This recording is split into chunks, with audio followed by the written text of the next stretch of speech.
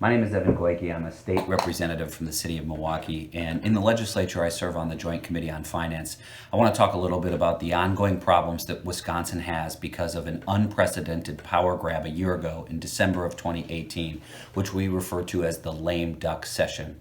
Tony Evers, Josh Kaul were elected governor and attorney general in the state of Wisconsin, and the day after their election, upset and bad sport Republican legislative leaders began crafting what we call the lame duck law. And this was a law passed in rushed fashion and on party lines that shifted the power away from Governor Evers and Attorney General Kaul to Republicans in the legislature.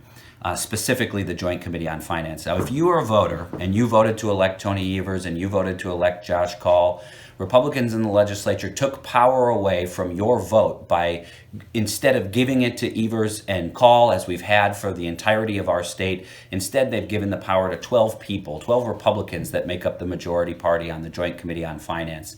Now, this unprecedented power grab is still in court. We've challenged the constitutionality of it, but for a party that claims to want small government, they certainly have spent a lot of time and a lot of money making government less efficient in Madison. Let me give you one small example. Every single attorney general in the history of the state of Wisconsin has had the power to settle lawsuits where the state is a party to the lawsuit. The lame duck session ended that, and now the Joint Committee on Finance has to approve any settlement. And so far, in the last year, we've only approved one. And we have slowed down courts, we've slowed down justice for people around the state. There are almost a dozen cases sitting in the Joint Committee on Finance in which people were hurt in a car accident, some in which people lost their lives. And now the insurance company and the injured person, they want to settle the case. They want to pay out the victim who was injured in the car accident, but they can't get justice because Republicans on the Joint Committee on Finance can't even figure out how to use the law that they wrote.